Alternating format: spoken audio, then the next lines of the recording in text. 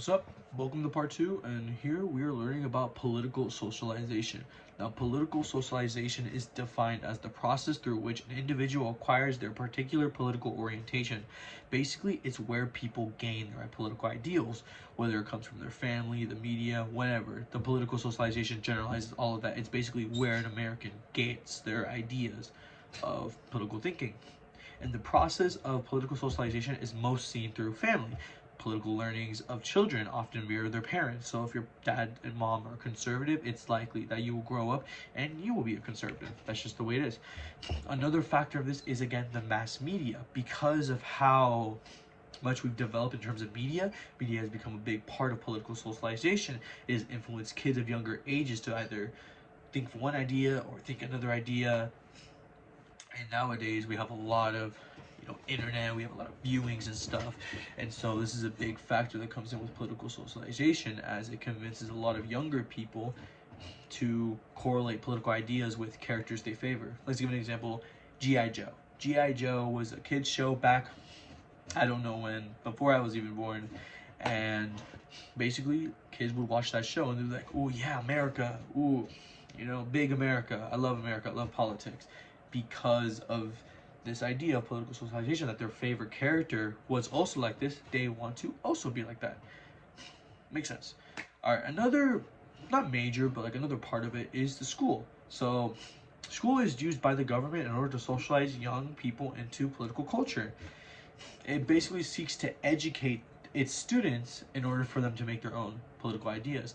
So this serves not as like a sort of swooping sign, like this doesn't tell you, oh, be Democrat, be conservative. It doesn't tell you that. It basically makes you educated so that you may make the decision yourself. And if you're educated, that is basically going to switch over your ideas.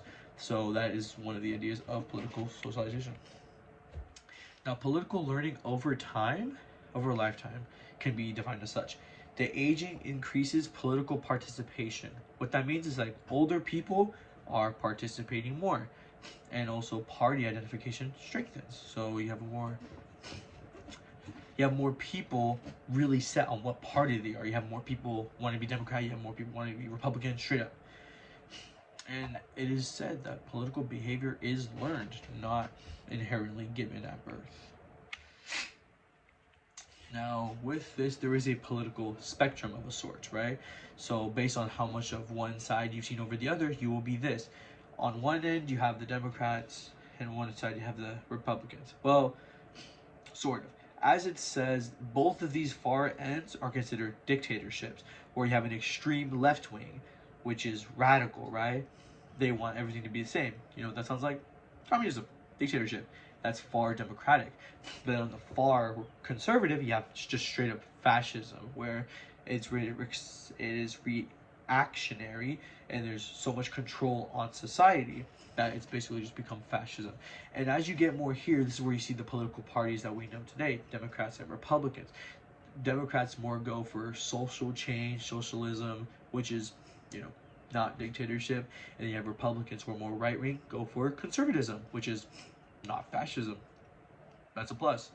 But this whole spectrum is basically how people are, where people fall on the curve based on how much political socialization they've been exposed to. So in these little crevices, the very center, you have liberal, conservative, then you have socialism, that's Democrat, and authoritarianism. So hopefully we don't go there. We don't go here to dictatorship, we don't go to communism, we don't go to fascism. Has not worked out in the past. But that is basically the spectrum of how the political spectrum is and how political socialization works. Now, to understand what Americans value, they value political ideologies. Basically, a coherent set of beliefs about politics, public policy, and public purpose.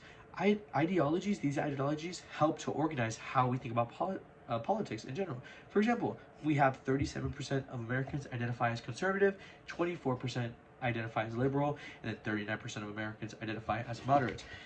These divisions show the government and everyone else where you lie on a political spectrum, where your ideologies lie, ideally. Because, say, let me just give an example, abortion, not abortion.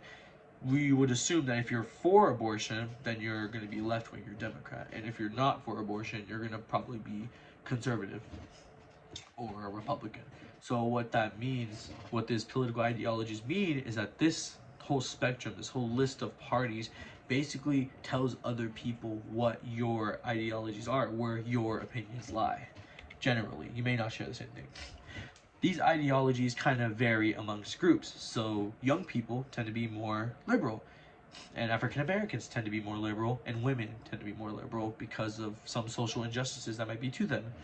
So, for example, African Americans, you have racism straight up, so they want some democratic values, they want some social change. Same thing for women with the gender gap, some gender divide, they're gonna want some, diversity in there. And then young people, because they're more experienced, not more experienced than older people, but like more access. They have more access to ideas where they can form their own opinions, and most of them choose to be liberal. On the other side of the spectrum, you have Caucasians. Most Caucasians are going to be Republican. Most Caucasian women are going to be Republican. Most Caucasian men are going to be Republican. For some reason, Hispanics are Republican. I won't judge you. Just a little skeptical. Maybe we're Mexican, bro. I'm just kidding.